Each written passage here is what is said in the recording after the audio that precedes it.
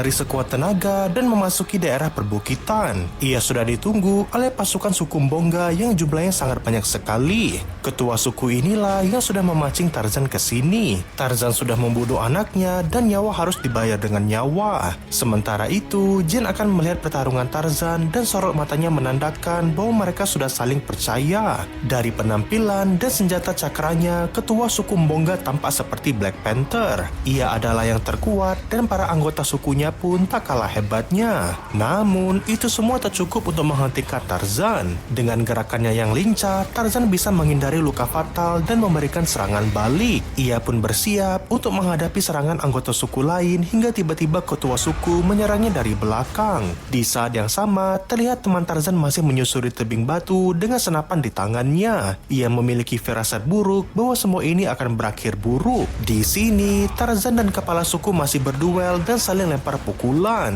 Tarzan berjuang dengan sekuat tenaga, tapi ia pun mulai kewalahan dan menerima pukulan telak. Selesai sudah, Tarzan semakin sulit untuk menang, apalagi ia hanya sendirian. Ia pun berkata bahwa aku bukan musuhmu dan ilmuwan gila itu sudah mengadu domba kita. Tapi ketua suku tak percaya dan anggota suku pun menyerang Tarzan dari belakang. Di sini, Tarzan hampir kalah dan terbayang sosok yang ia impikan dulu. Itu adalah sosok Jin yang merupakan alasannya untuk hidup 1000 tahun lagi. Akhirnya, Tarzan pun membulatkan tekadnya dan akan mengakhiri ini semua secepat mungkin. Ia harus menyelamatkan Jin dan itu tak akan terjadi sebelum ia mengalahkan ketua suku ini. Tarzan membanting ketua suku dan mengarahkan pisau ke lehernya. Tapi situasinya tak menguntungkan karena puluhan tombak tajam diarahkan ke kepala Tarzan. Menyadari Tarzan dalam bahaya, temannya pun mencoba menghentikan mereka dan menyerahkan diri. Ini semua dilakukan demi keselamatan Tarzan yang merupakan sahabat dekatnya. Di sini, Tarzan menjelaskan bahwa ia membunuh anak kepala suku karena ibu gorilanya sudah dibunuh duluan oleh anak itu. Ketua suku pun berkata bahwa anak itu masih kecil dan tak mungkin tahu bahwa gorila itu adalah ibu Tarzan. Tapi nasi sudah menjadi bubur dan waktu tak bisa diulang kembali.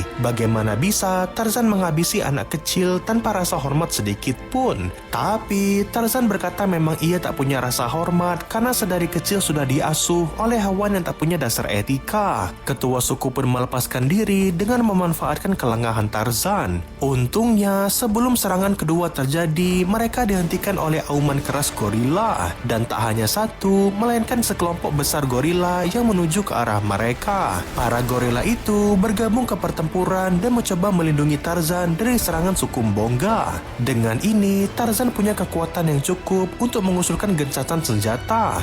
Bagaimanapun, suku Mbonga sudah dimanfaatkan oleh ilmuwan gila yang hanya ingin berlian saja. Saat berlian itu sudah habis, maka suku Mbonga bisa dihabisi tanpa ada satupun yang tersisa. Mendengar hal itu, ketua suku pun meneteskan air mata. Meskipun ia menyimpan dendam, tapi ia sadar bahwa mereka punya musuh yang sama dan harus move on dari kepergian anaknya. Kini, kapal ilmuwan gila sudah setengah jalan ke kota pelabuhan.